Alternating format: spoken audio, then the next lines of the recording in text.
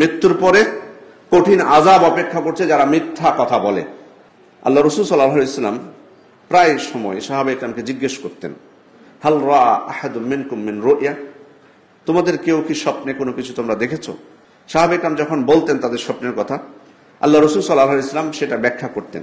তিনি একদিন নিজেই তার স্বপ্নের কথা বলছেন, সাহাবায়ে কেরামকে বর্ণনা করছেন তিনি কি স্বপ্নে দেখেছেন। আর আমরা সবাই জানি নবীদের স্বপ্ন হচ্ছে সত্য।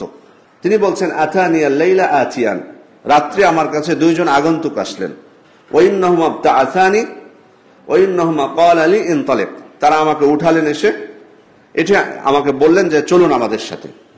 ফাইন্নী ইনতালাকতু মাআহুমা, আমি তাদের সাথে চলতে শুরু করলাম। তাদের সাথে চলতে চলতে আল্লাহ রাসূল সাল্লাল্লাহু আলাইহি ওয়াসাল্লাম বিভিন্ন শাস্তি প্রত্যক্ষ করলেন।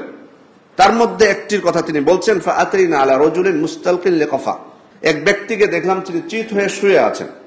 ওয়াইদা আখার কায়িমুন আলাইহি বিকাল্লুব বিন হাদিদ, আর আরেকজন তার মাথার কাছে লোহার একটা আঁকড়া নিয়ে দাঁড়িয়ে আছে। সেই লোহার আঁকড়া তার মুখমণ্ডলের দিক দিয়ে ঢোকাচ্ছে আর পিছন দিক দিয়ে বের করছে, আবার নাক এবং চোখের দিক দিয়ে ঢোকাচ্ছে আর পিছন পর্যন্ত সেটা আঁচড়ে দিচ্ছে। এভাবে করে আবার লোকটার পিছনের দিকে যাচ্ছে, তারপর সামনের দিকের সাথে যে আচরণ করেছে পিছন দিক দিয়ে সে আচরণই করছে, আর এর মধ্যেই ভালো সামনের দিকটা আবার ভালো হয়ে যাচ্ছে। তারপর পুনরায় এসে সামনের দিক দিয়ে ওই লোহার আঁকড়া ঢুকাচ্ছে আর পিছন দিক দিয়ে বের করছে। এভাবে চলতেই আছে। আল্লাহ রাসূল সাল্লাল্লাহু আলাইহি ওয়াসাল্লাম সেটা দেখে বললেন, সুবহানাল্লাহ মা হাযান, তিনি আশ্চর্য হয়ে বললেন যে এরা দুইজন কারা, এদের অপরাধটা কি, কেন শাস্তি হচ্ছে এভাবে, বা একজন আরেকজনকে কেন শাস্তি দিচ্ছে।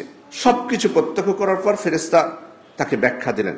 এই ব্যক্তি যার ক্ষেত্রে এমনটি করা হচ্ছে সেটার ব্যাখ্যায় বলেছিলেন, ফাইন্নাহু রাজুল ইয়াগদু মিন বাইতিহি ফায়াকযিবুল কাযবা, এই ব্যক্তি বাড়ি থেকে বের হতো, বাড়ি থেকে বের হয়ে মিথ্যা কথা বলতো, তাবলুগুল আফাক, আর ওই তার মিথ্যাটা চতুর্দিকে ছড়িয়ে পড়তো। সে কারণেই তার ক্ষেত্রে এই শাস্তি বা তাকে দেওয়া হচ্ছে। তাহলে আমরা বুঝলাম যে একজন ব্যক্তি মিথ্যাবাদী হলে দুনিয়াতেও যেমন তার জন্য লাঞ্ছনা আছে, স্বয়ং আল্লাহ তাআলা তাকে লানত করেছেন, তেমনি ভাবে পরকালেও কঠিন শাস্তির সম্মুখীন হবে সে।